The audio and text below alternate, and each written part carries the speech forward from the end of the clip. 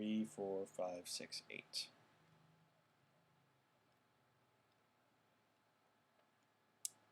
The inside dimensions of a rectangular wooden box are 6 inches by 8 inches by 10 inches.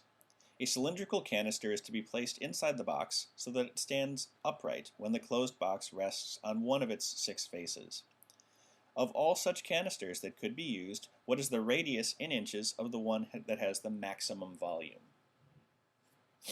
Okay, so volume of a cylinder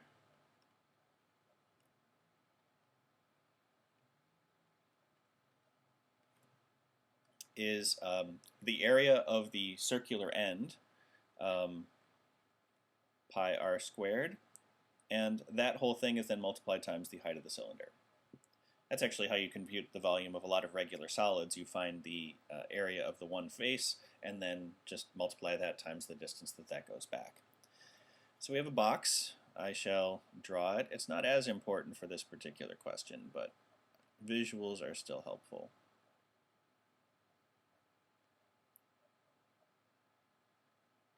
Okay. And we know that it has, we'll call that 10, we'll call this 6, and we'll call that 8. 10 by 6 by 8. And the top of the cylinder can be any one of these sides. The thing to remember here is that the cylinder, and so in general, because just to go back to the volume of the cylinder, we can suspect that because we're squaring the radius, that the because 10, 6, and 8 are fairly close together, since we're squaring the radius, whatever cylinder has the largest radius is likely to be the one with the most volume, but that's not necessarily true. And with boxes of different sizes, that would definitely be untrue, and it would depend on the relative dimensions. But since these are relatively close together, we can suspect that. Anyway, back to the box. The thing to remember is that no matter which way you're putting a cylinder, so let's just pretend there's a circle there, and one here, and one here. So the cylinder can only be as wide as the narrowest side. So this one, the 10 by 6 side, the diameter can only be 6, which means the radius is going to be 3. That's a 3 in there. Oh, it looks like a 5, I'm sorry, but it's a 3. On the side that's 8 by 10, this one can only have the radius of 4, and the one that is 6 by 8, again, can only, it's supposed to be like that, but this one can also only have a radius of 3 because, you know, the circle has the same distance from the center at all points, and so it's going to hit the shorter side first. You with me? So we just make a chart to make sure we get it right. So we have size of the base. We have the height.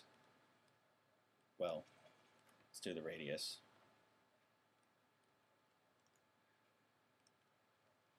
The height, and then the volume.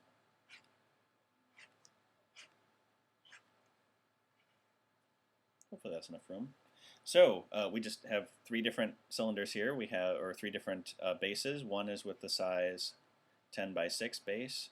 We have the 10 by 8 base and the 6 by 8 base. So the radius in this case is half the smaller one. That one's 3, this one's 4, this one's 3. The height is the side that isn't used, so 8, 6, and 10 respectively.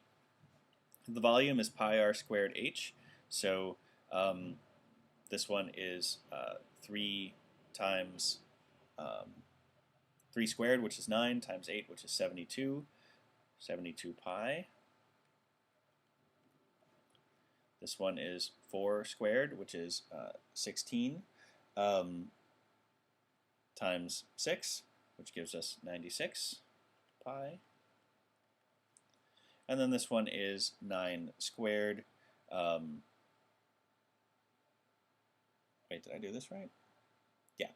9 squared times 10, it gives us 90 pi for the volume of that one. The one with the highest volume is the 10 by 8, and the question is, what is the radius of that one?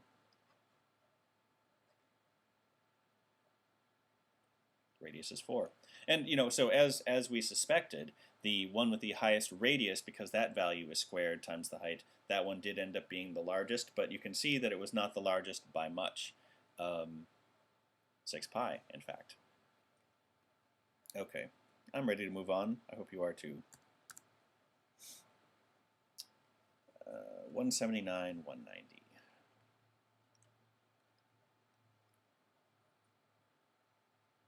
Nine seven five three one.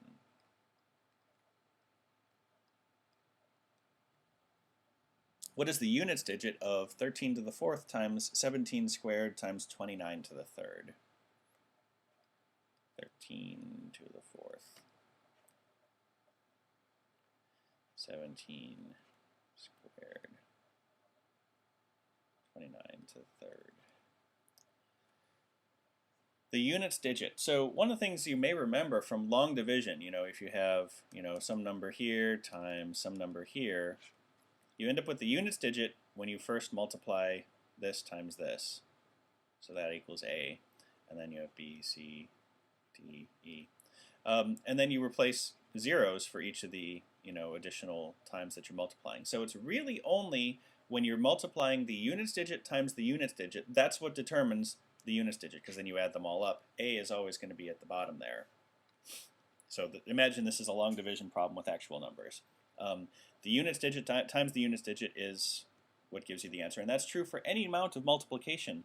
Only the units times each other. So really we only have to care about the units digit of each of these. So 3 to the 4th is the same as 3 times 3 times 3 times 3, which is 9 times 9, which is 81.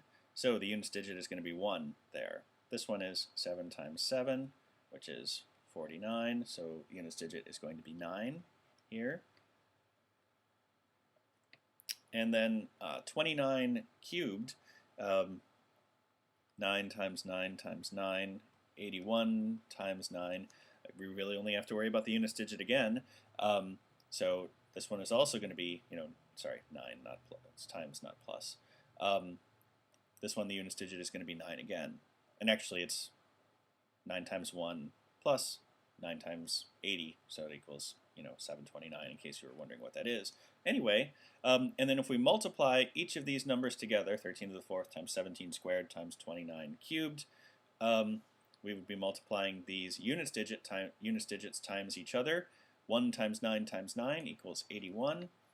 And once again, then the units digit is going to be 1. Answer choice E.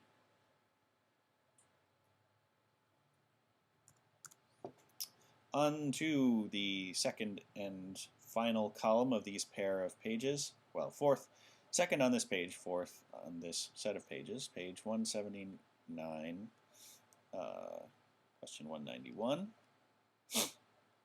So we have 6, 8, 10, 14, and 16.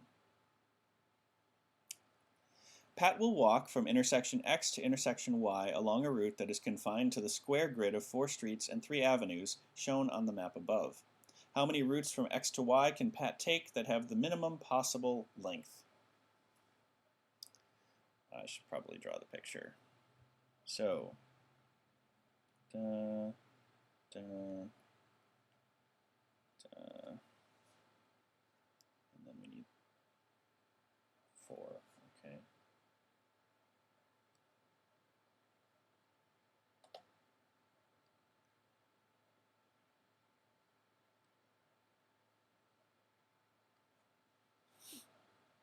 Okay, so point X is down here. That's an X. Point Y is up here. So we have avenue A, B, C, and then streets 1, 2, 3, 4. Yeah, so this problem, well, I don't actually think there's a very easy way of doing this one. There's one way of doing it, and then there's a slightly easier way, or at least I found it mentally easier, so I'll show you the hard way first. The hard way, or harder way, is actually just to simply list every single way that Pat Pat can go. So in order to go the minimum distance, basically Pat needs to move either up 1 or over 1 every step. So no backtracking, so no going down or to the left.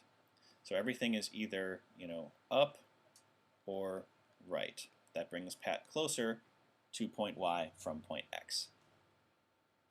That eliminates a lot of, crazy paths where Pat goes all over, crosses every line twice or something like that. So we also know that it can't be more than 16. So here's where the answer choices also help us out. It can't be more than 16. So this is a case where the hard way then is actually just to list all of them. So, just starting from the bottom, Pat can go right, right, up, up, up. So right, right, up, up, up. And then just start gradually eliminating different options. So we have right, up, right, up, up, right, up, up, right, up, and then right, up, up, up, right. So we can see that in every case there's going to be 2 R's and 3 U's. Which isn't surprising because there's, more streets than there are avenues. Okay, so that exhausts actually the ones where Pat starts off going off to the right. So then we start the ones where Pat starts off going up, and there will be more of these because there's more, streets going up. So we have up, right, right, up, up, up, right, up, right, up,